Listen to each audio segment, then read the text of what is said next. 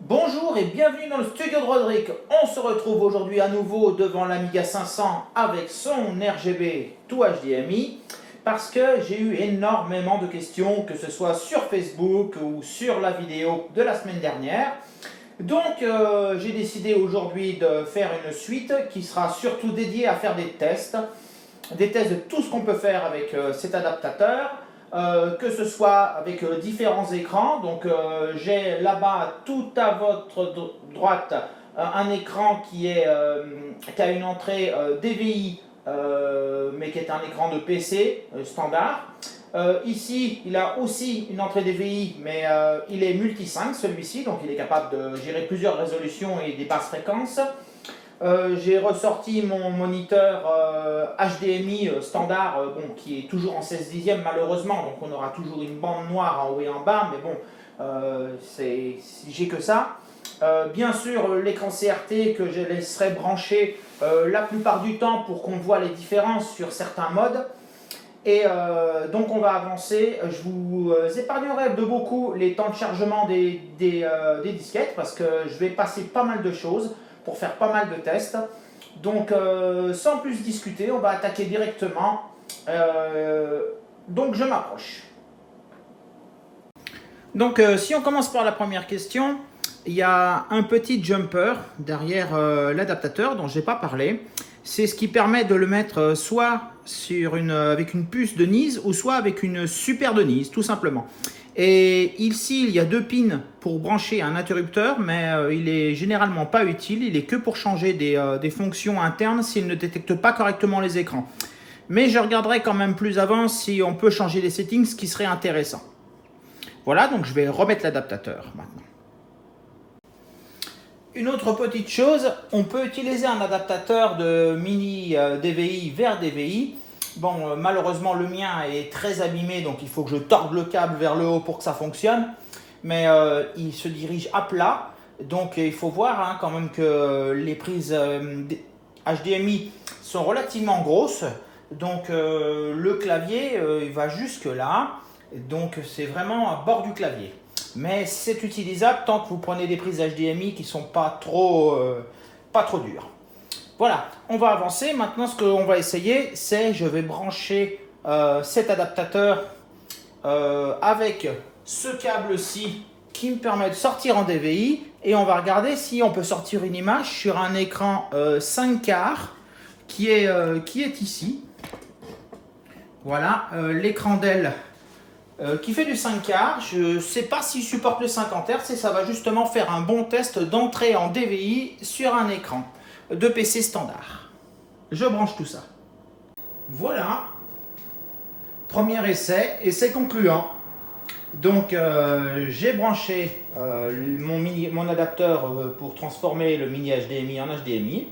J'ai mis mon câble HDMI vers DVI sur l'écran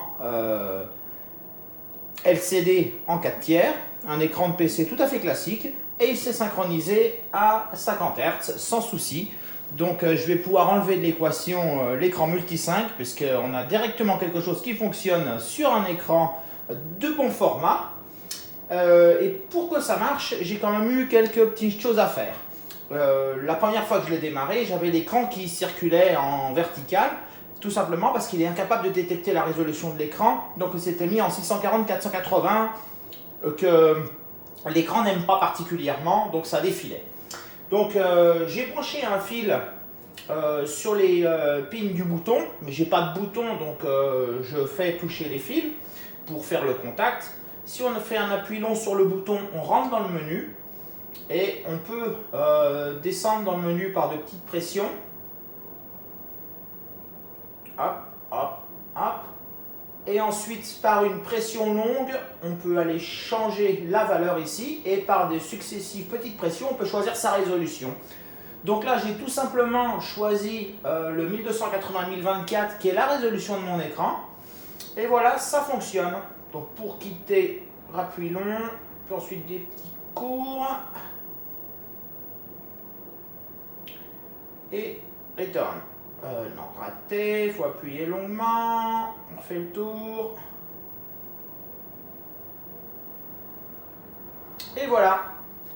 Donc on a un écran qui est quand même d'un format vraiment plus adapté à l'Amiga. Et si on charge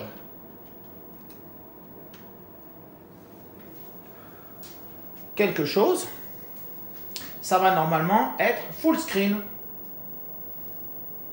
Voilà, on est un tout petit peu déformé en hauteur, mais parce que c'est un 5 quarts, hein, c'est pas un 4 tiers, mais on est très très bien quand même. Voilà, donc on va passer à l'étape suivante pour le test de matériel et je vais brancher un écran CRT.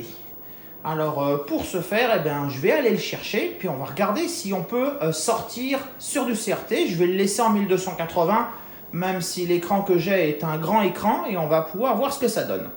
Donc je swap les écrans et je vous retrouve juste après.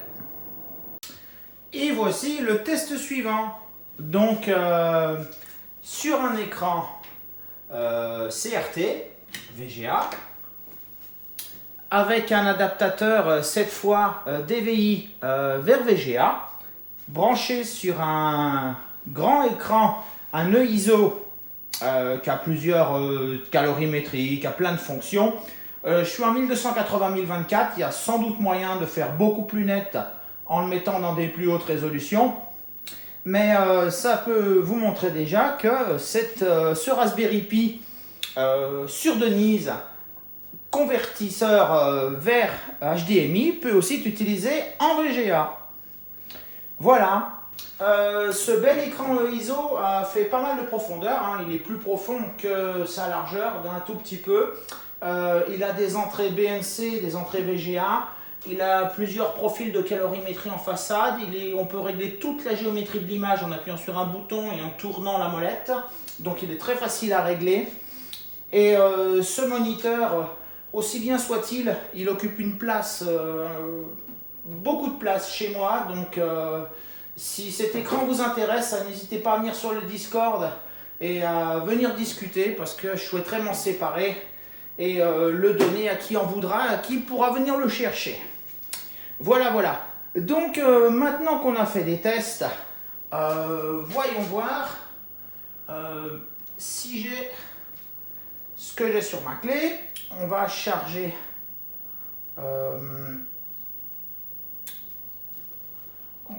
l'image.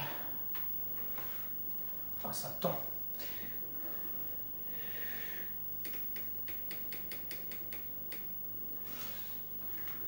Hop, je crois que c'est la 10.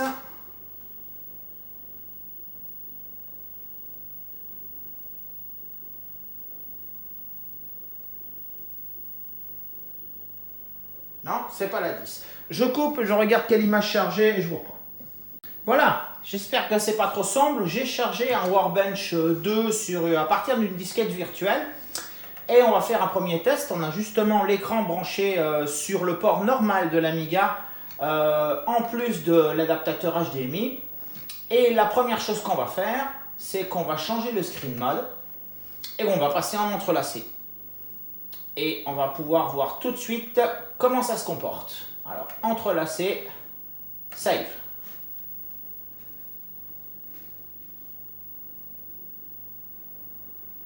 Et voilà, donc vous pouvez voir sur l'écran de l'Amiga, sur le 1085 qui est branché en RGB, qu'on est bien en entrelacé avec une image qui flicker. Et on voit bien que sur mon autre écran, là, avec mon convertisseur HDMI, eh bien, c'est entièrement désentrelacé et c'est une image qui est très stable. Voilà. Pour avancer plus avant et regarder ce qu'on peut faire, comment se comportent les logiciels qui changent de résolution d'écran et tout ça, je vais repasser sur l'écran LCD parce que c'est quand même plus net et plus facile à filmer que l'écran VGA. Donc j'enlève cet écran et je rechange et on se retrouve tout de suite. Donc j'ai chargé Another World et l'intérêt de ce jeu, c'est qu'on peut appuyer sur F4 et le passer en haute résolution. Donc dans ce cas-là, sur le CRT, on est passé en entrelacé. Et on voit bien que sur le LCD, on est en progressif.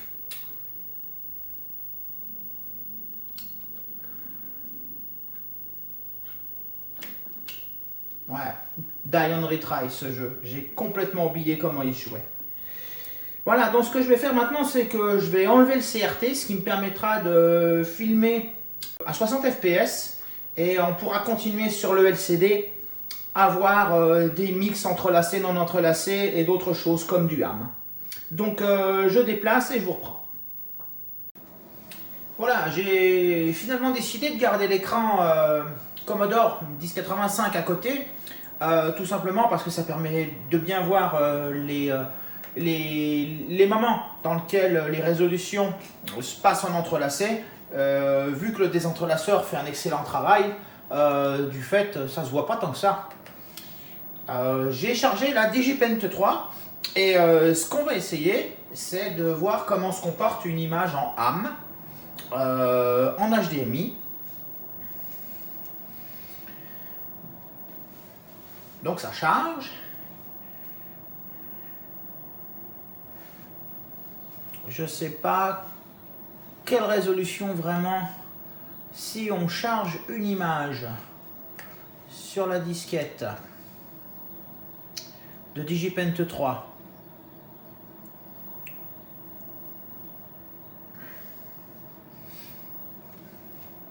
c'est toujours pas rapide. Ensuite, dans Images, et on va charger Fashion. Open. On va charger la palette. Et on va voir comment le ham se présente sur l'HDMI.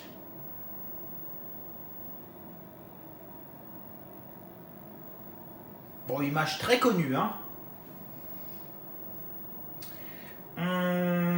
Moi personnellement, je préfère quand même l'image que sort le CRT. J'aime mieux, c'est plus lissé, c'est moins pixels, quoi.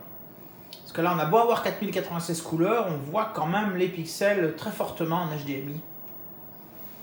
Donc voilà, ça c'était déjà le mode ham.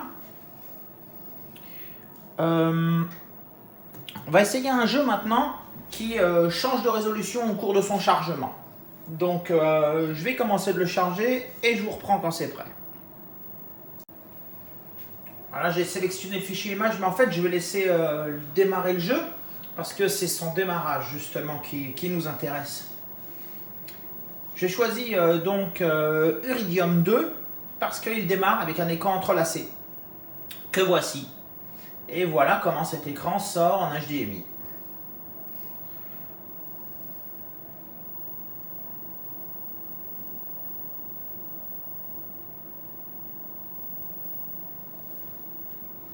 Ouais, on est toujours en entrelacé apparemment.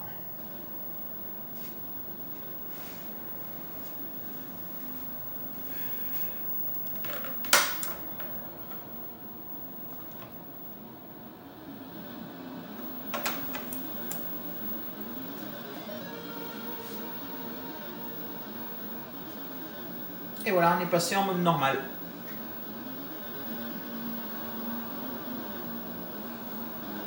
Donc absolument pas de délai pour passer en entrelacé ou pas en entrelacé, même si là c'était sur le temps des chargements des disquettes, on n'a pas vu de différence entre les deux écrans.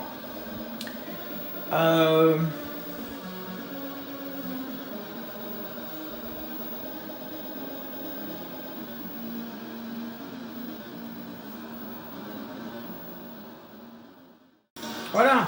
Le suivant, c'est un jeu que je voulais essayer de voir ce que ça donnait de jouer sur le HDMI, sur un écran adapté. Un petit peu, c'est Jim Power. Donc ça charge.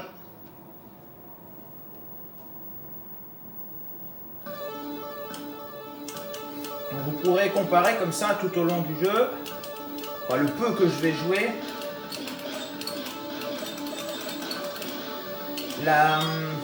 Différence entre le LCD et le CRT.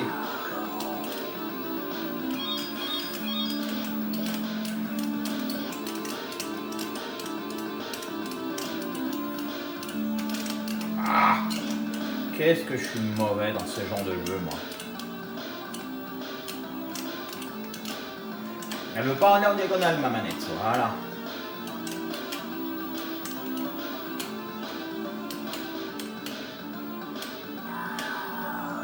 Bon. Donc voilà à quoi ressemble Jim Power en HDMI, donc avec tous les pixels bien définis.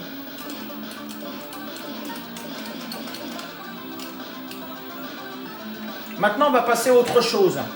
Je vais aller chercher un autre matériel qu'il faut qu'on teste aussi, même si ça va me faire beaucoup de travail pour le mettre. Je reviens et on va regarder une autre manière encore de regarder la Amiga. Et la dernière solution, c'est l'avant-dernière, c'est celle-ci, c'est le projecteur. Alors, on a une belle image, je vais éteindre la lampe. Voilà, j'ai appliqué une correction exprès avec le projecteur parce que je ne suis pas très en face. Je vais fixer la caméra et on va pouvoir avancer, voir ce que ça donne. Donc chargeons Apedia et voyons ce que ça donne.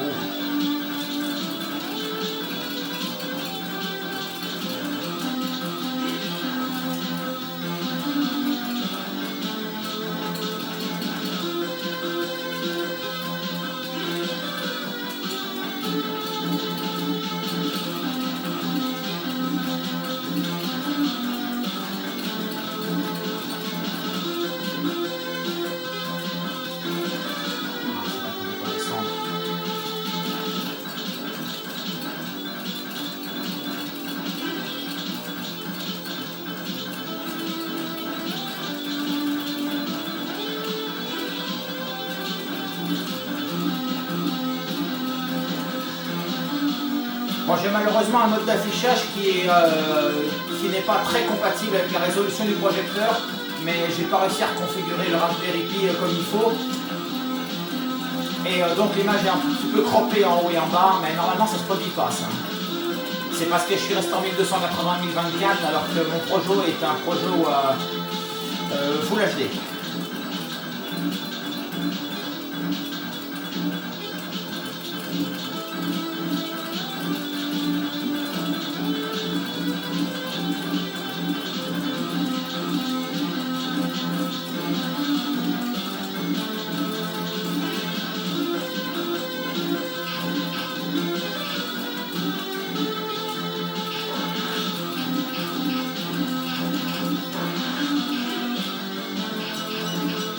Bon, voilà ce que ça donne. Voilà ce que ça donne sur projecteur.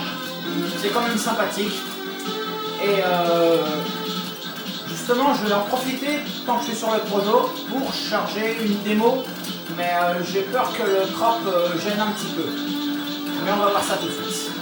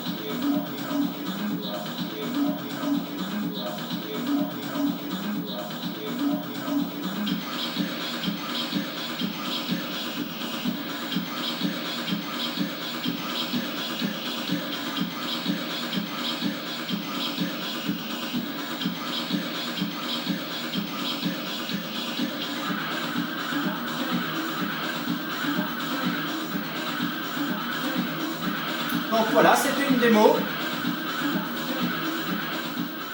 Maintenant, ce qu'on va voir, c'est la dernière méthode d'utiliser l'adaptateur HDMI, c'est la capture sur PC. Donc, ce que je vais faire, c'est que je vais déplacer l'Amiga à côté de mon PC et je vais le brancher avec une carte d'acquisition. Et je vais faire la dernière capture sur mon PC.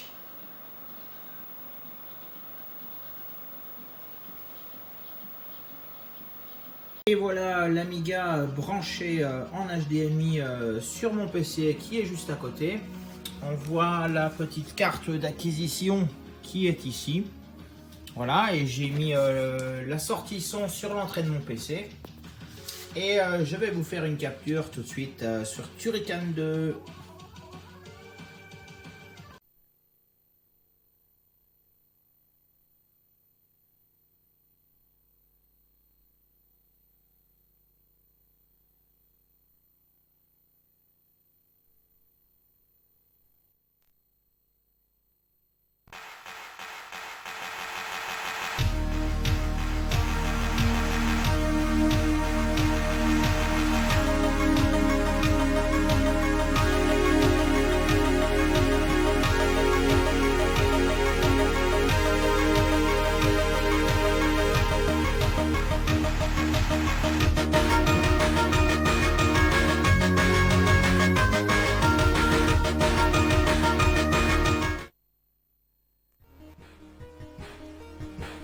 Donc voilà ce que ça donne en capture directe de l'HDMI sur le PC avec la carte d'acquisition et la capture du son. Donc on se croirait sous WinUAE, mais non, c'est pas WinUAE, hein, c'est vraiment l'Amiga 500 qui joue avec le RGB to HDMI. Et c'est assez joli, c'est assez sympa, même si ma carte d'acquisition n'est pas capable de capturer à plus d'une trentaine d'images par seconde, peut-être même un petit peu moins, donc il y a peut-être un petit peu de saccade, mais je vous avouerai que quand je le branche sur un écran HDMI, je n'ai pas ce genre de comportement.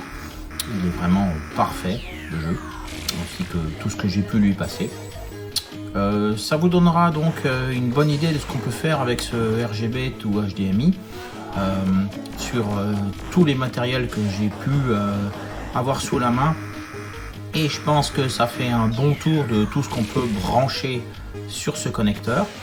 Donc on a vu le VGA, on a vu le DVI, on a vu l'HDMI, on peut même, j'ai utilisé le projecteur en DVI.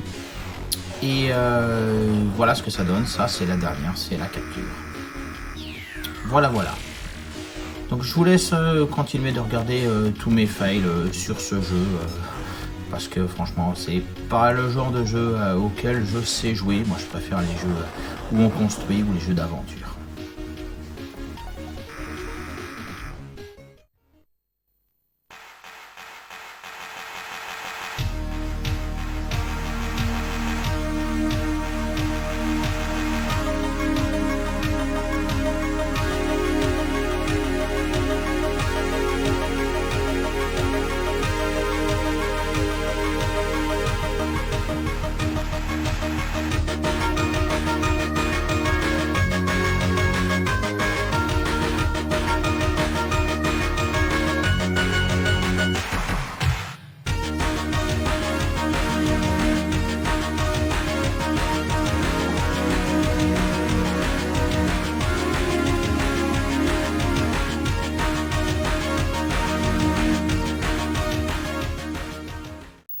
Donc voilà, c'était le tour du RGB to HDMI avec toutes les possibilités que j'ai pu envisager que vous trouveriez sur votre chemin.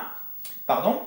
Et donc voilà, on a donc du moniteur de PC DVI, du moniteur multi-sync, du projecteur. On a vu aussi du CRT que j'ai poussé un petit peu plus loin, de la capture directe avec tous les différents types de câbles et d'adaptateurs qu'on peut mettre sur ce RGB to HDMI. Donc voilà, j'espère que ça vous donnera un bon aperçu de ce qu'on peut faire avec cette carte. Malheureusement, toutes celles qu'on avait faites dans l'association, surtout Buana, ont été vendues, et puis on n'en a pas planifié de nouvelles, de cartes RGB to HDMI. Donc, bon, j'espère que si ça vous intéresse, vous en trouverez ailleurs. Voilà, donc j'espère que cette énorme démonstration vous aura intéressé. Si c'est le cas, n'hésitez pas à mettre un pouce bleu et abonnez-vous, hein, parce que tant que j'ai pas 1000 abonnés, moi c'est bulle avec YouTube. Mais aussi, je vous en ai jamais parlé, mais si vous regardez en bas de la description, il y a un Utip. Hein. Si des fois vous voulez m'aider dans mes investissements, surtout pour ce qui est du matériel pour filmer, pour éclairer et tout ça, qui n'est jamais suffisant malheureusement. Voilà, voilà. Donc je vous laisse avec cette petite morceau de vidéo justement de ce jeu qui tourne actuellement sur le CRT, donc Turrican 2. Et moi je vous dis à la semaine prochaine où ce sera une vidéo assez longue ma foi, mais j'espère qu'elle vous intéressera, c'est de la plasturgie. Portez-vous bien et à la semaine prochaine.